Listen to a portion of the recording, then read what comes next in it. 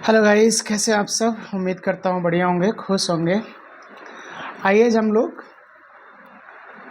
Admission का part 4 की तरफ बढ़ते हैं।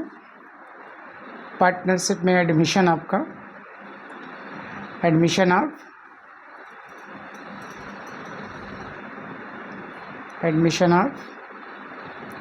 New partner. इसके पार्ट 4 में हम सिर्फ आपको कुछ रिवैल्यूएशंस के एडजस्टमेंट्स करने वाले हैं। जैसा कि आपने पिछले पार्ट्स में देखा था, हमने वहाँ पे आपको थियोरेटिकल नॉलेज दिया था revaluation of asset and liability के बारे में। अब यहाँ पे हम लोग पूरी तरह से प्रैक्टिकल होने वाले हैं रिवैल्यूएशन के टॉपिक को लेकर के, जहाँ पे हम लोग revaluation of assets and liability को कवर करने जा रहे हैं। हम आपको एक एक ट्रांजैक्शंस को एग्जांपल के थ्रू लेके चलेंगे। सबसे पहला एग्जांपल हमने लिया, suppose we have a building rupees 50,000 और एडजस्टमेंट्स में लिखा है, एडजस्टमेंट्स में दिया हुआ है ओवर वैल्यूड बाई 10,000। अब यहाँ पे देखिए ओवर वैल्यूड, आप चाहो तो इज ओवर वैल्यूड लगा सकते हो, is over valued by 10,000। It means ये जो हमारी 50,000 की बिल्डिंग है ये ऑलरेडी 10,000 से बढ़ी हुई है। तो जब हम इसको रिवैल्यूट करेंगे तो हम इसको 10,000 से क्या करेंगे, डिक्रीज करेंगे। और ऐसे में हम लोग एंट्री पास करेंगे revaluation account debit to building, revaluation account debit to building account. ये तब आप करेंगे जब आपकी बिल्डिंग घट रही हो या ऑलरेडी बढ़ी हुई हो, हम उसको डिक्रीज करेंगे। ओके, सेकेंड एग्जांपल हम ले रहे हैं, suppose we have a building rupees 10,000 और एडजस्टमेंट्स में दिया हुआ है इज अंडर वैल्यूड। अब यहाँ पे अंडर वैल्यूड वर्ड यूज है, यानी पास्ट टेंस है, यानी वो अंडर वैल्यूड है। सपोज करो बाई 5,000, ₹5,000। इट मीन्स आपकी ये जो असेट है, आपकी जो इसकी वैल्यू है ऑलरेडी 5,000 से कम है, अंडर वैल्यूड है। तो हमें इसको क्या करना पड़ेगा, इंक्रीज करना पड़ेगा। और हम एंट्री पास करेंगे building account debit to revaluation account, building account debit to revaluation account. और अमाउंट कितना डालेंगे आप, 5,000। यानी सिंपली जितने से आपका असेट इंक्रीज करेगा या डिक्रीज करेगा आपको उतना डालना है, यानी डिफरेंस आपको डालना है।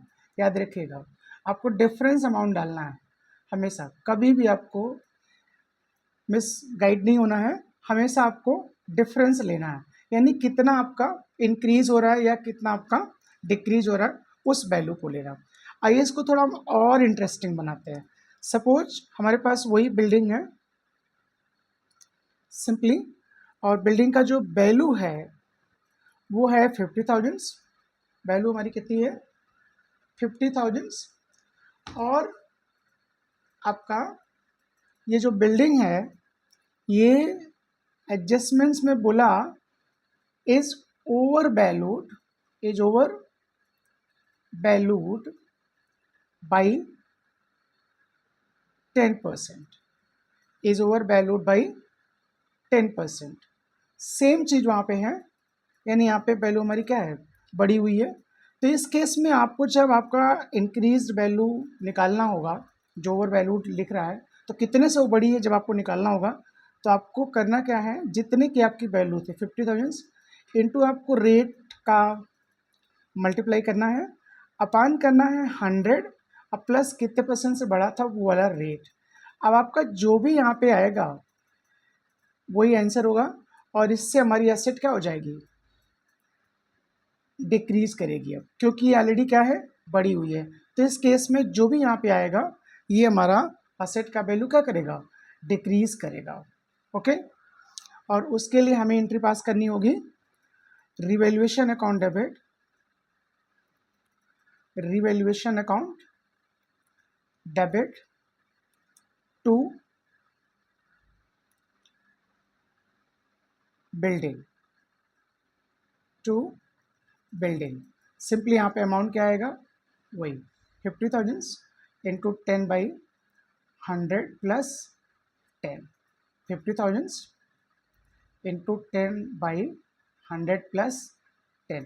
मैं बार बार इसको रिपीट कर रहा हूँ ताकि आपको याद रहे, जब ऐसा इंग्लिश लिखा हो is over valued by 10%, by 15%, by 4%, 5%, तो आपको करना क्या है, सिंपली जो भी वैल्यू होगी into rate upon 100 plus rate लेंगे, और इस जो भी आपका अमाउंट आएगा इस अमाउंट से आप जो है अपनी असेट्स को, अपने रिस्पेक्टिव जो भी आपकी असेट दी हुई वहाँ पे होंगी उनकी वैल्यूज़ को कम करना है। ओके, क्योंकि ऑलरेडी ये बढ़ा हुआ है। आइए हम लोग नेक्स्ट एडजस्टमेंट्स की तरफ बढ़ते हैं, और नेक्स्ट एडजस्टमेंट्स भी इसी पे हमारा बेस है। और सपोज करो हमारे पास बिल्डिंग है ₹50,000 का, और एडजस्टमेंट्स में लिखा है इज वो अंडर वैल्यूड, ओवर तो हम लोगों ने देख लिया, अब यहाँ पे अंडर वैल्यूड बाई सपोज वही सेम 10%। तो ऐसे केस में हमारा ये अंडर वैल्यूड है, इट मीन्स ऑलरेडी हमारी एसेट कम है, तो हमें एसेट को क्या करना पड़ेगा, बढ़ाना पड़ेगा। तो 50,000 इंटू 10/100 माइनस 10 कर देंगे, यानी रेट को माइनस कर देंगे जब आपका वैल्यू असेट का ऑलरेडी क्या हो, अंडर वैल्यूड। तो जब अंडर वैल्यूड होगा तो हमें इंक्रीज करना होगा, और जब ओवर वैल्यूड होगा तो हमें डिक्रीज करना होगा। तो ऐसे में हम एंट्री पास क्या करेंगे, building account debit, building account debit to revaluation account. इसका जो भी आंसर आएगा आप यहाँ पे कॉपी कर देंगे। तो 50,000 इंटू 10/100 माइनस 10। अभी मेरे पास कैलकुलेटर नहीं था तो हमने तुरंत आपको कैलकुलेट करके नहीं दिखाया, बट इसको सॉल्व कर लेंगे तो आपका आंसर आ जाएगा, और जो भी आएगा वही आपका करेक्ट आंसर होगा। Okay, don't worry. अब आते हैं हम लोग सिंपली, सपोज करिए हमारे पास एक अनदर एग्जांपल है, और उस केस में बिल्डिंग हमारी है 50,000 की, ₹50,000 की, और अब जो एडजस्टमेंट्स में इसकी वैल्यू दी है, कह रहे हैं value of building, value of building is rupees 60,000। तो इस केस में भी आप देख पा रहे हैं बिल्डिंग का वैल्यू हमारा 10,000 से इंक्रीज कर गया, और इंक्रीज का जैसे हमने पीछे आपको बताया आपको एंट्री पास करनी है building account debit to revaluation. यानी सिंपल मेरा कहना यही है कि अगर आपका असेट बढ़ेगा तो आप जो एंट्री पास करेंगे asset account debit to revaluation, और अगर आपका असेट घटेगा तो आप एंट्री पास करेंगे revaluation account debit to building. आइए कुछ और इंपॉर्टेंट हम लोग एग्जांपल लेते हैं। सपोज हमारे पास एक क्रेडिटर है और वो है ₹2,000 का। अब उसके बारे में लिखा है is not likely to be paid, यानी अब आपको ये जो क्रेडिटर है वो पे करने की ज़रूरत नहीं है।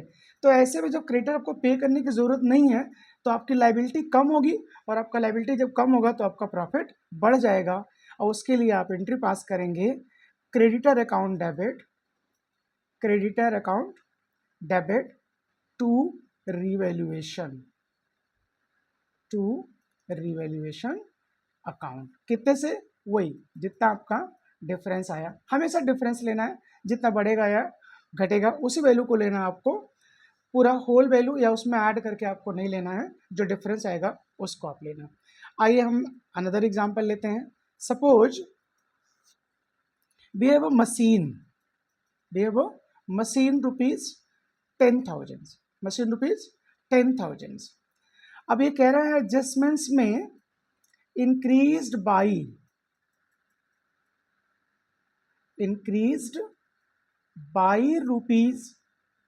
₹5,000। अब या 50,000, जो भी आपको उचित लगे। हमने यहाँ पे 5,000 ले लिया, तो इंक्रीज बाई 5,000।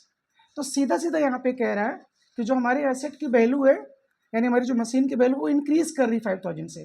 यानी सीधा आपको पास एंट्री करना है machine account debit, machine account debit to revaluation, machine account debit to revaluation.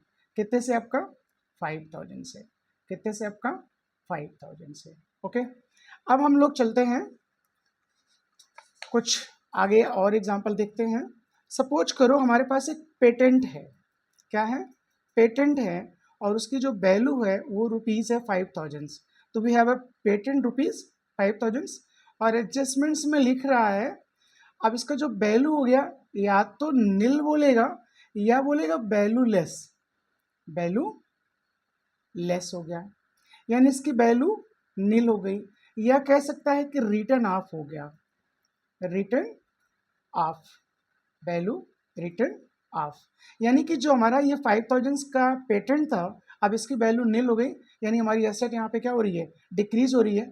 फिर हम पास करेंगे entry revaluation account debit, revaluation account debit to patent, to patent. कितना? वही 5,000, जितने से बढ़ा या जितने से घटा। आइए हम लोग और एग्जांपल लेते हैं, और एग्जांपल लेते हैं। सपोज करिए, सपोज करिए हमारे पास एक क्रेडिटर है। हमारे पास क्या है? क्रेडिटर है रुपीज़ 10,000 का, रुपीज़ 10,000 का, रुपीज़ 10,000 का, और एडजस्टमेंट्स में दे रहा है another creditor, another creditor rupees 5,000, rupees 5,000 not included, not included in above creditor। above creditor बोले तो आपका ये 10,000, इसमें ये 5,000 इंक्लूड नहीं है। इट मीन्स आपको इंक्लूड करना है, लाइबिलिटी आपको इंक्रीज करनी है। तो क्या एंट्री पास करेंगे आप? Revaluation account debit, revaluation account debit to creditor, revaluation account debit to creditor account. तो सिंपली आपने देखा, मैंने वेरियस एग्जांपल्स लिए, और एग्जांपल्स के थ्रू हमने आपको रिवैल्यूएशन के कंसेप्ट्स को क्लियर करने की कोशिश की, और होप आपका क्लियर भी हो गया होगा। और ये जो कंसेप्ट है आपको बहुत ही हेल्प करेगा 12th के एग्ज़ाम में, चाहे वो सीबीएसई बोर्ड का हो, चाहे वो आईएससी बोर्ड का हो, चाहे वो यूपी बोर्ड का हो। इवन आपका सीए फाउंडेशन और सीएमए इंटरमीडिएट के लिए भी बहुत इंपॉर्टेंट है। आगे आने वाले समय में मैं आप लोगों के लिए सीएमए इंटर, सीए इंटर, आपका सीए फाउंडेशन की क्लासेस के भी वीडियो डालने वाला हूँ, और आप लोग मेरा हौसला अफजाई करिए। तो आइए हम आगे चलते हैं, कुछ और एग्जांपल्स लेते हैं। और उसमें हमने एक एग्जांपल लिया, सपोज हमारे पास एक्रूड इनकम है, एक्रूड इनकम। एडजस्टमेंट्स में दिया है एक्रूड इनकम रुपीज़ 5,000। तो सिंपल है, यहाँ पे इनकम हो गया, तो इससे भी हमारा रिवैल्यूएशन में जाके क्रेडिट होगा, और एंट्री हम पास करेंगे accrued income account debit to revaluation, यानी जितने से हमारा प्रॉफिट हुआ, तो रिवैल्यूएशन अकाउंट कितना हमारा? 5,000 एंड 5,000। और मोस्ट इम्पॉर्टेंट जो आपको रेयर ही कोई टीचर बताता है, जो मैं आपको बताने जा रहा हूँ, जो एडजस्टमेंट्स अगला या जो आपका ट्रांजेक्शन्स है, वो है अनएक्सपायर्ड एक्सपेंस। किसी भी तरह का अनएक्सपायर्ड एक्सपेंस हो, लाइक इंश्योरेंस, लाइक इंश्योरेंस। तो जितने भी आपके अनएक्सपायर्ड एक्सपेंस है, इसका सिर्फ और सिर्फ आप इतना जाने रहिए कि ये हमारा एक तरह से प्रॉफिट होगा, और यहाँ पे फिर हमारा रिवैल्यूएशन क्रेडिट होगा, और हम एंट्री पास करेंगे unexpired, unexpired expense account debit to revaluation account, to revaluation account. आपका सपोज 5000 रुपीज़ है, तो यहाँ पे भी आपका 5000 रुपीज़ हो जाएगा। मैंने लगभग लगभग आपके 60 टू 70% जो है ट्रांजेक्शन्स कवर कर लिए कि कैसे आपका हो सकता है और कैसे आप उसको फाइंड आउट करेंगे और रिवैल्यूएशन में आप क्रेडिट करेंगे या डेबिट करेंगे, इसको आप समझ सकते हैं वीडियो देख करके। लास्ट में मैं आपसे इतना कहना चाहूँगा कि आप ये फॉर्मेट देखिए, ऑलरेडी मैं पिछले वीडियो में डाल चुका हूँ, फिर भी आप एक बार देखें। रिवैल्यूएशन अकाउंट बनाना आपको सिंपल, ये क्रेडिट साइड होगा और ये आपका डेबिट साइड होगा।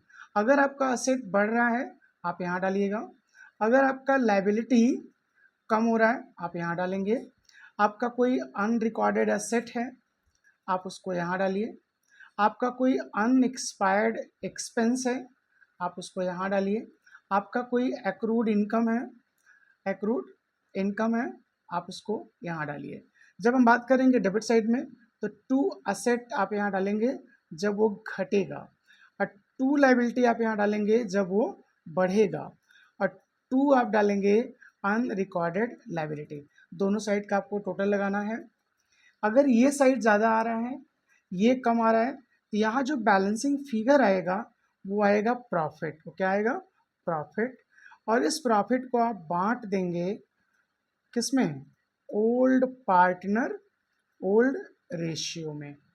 यहाँ अगर लॉस आता है, ये साइड अगर ज़्यादा है तो लॉस आएगा, तो इसको आप बांट देंगे यहाँ पे भी ओल्ड पार्टनर ओल्ड रेशियो। तो इस तरह से हमने आपको इस वीडियो में बहुत सारी चीज़ों कवर करने की कोशिश की और होप आपको पसंद आया होगा।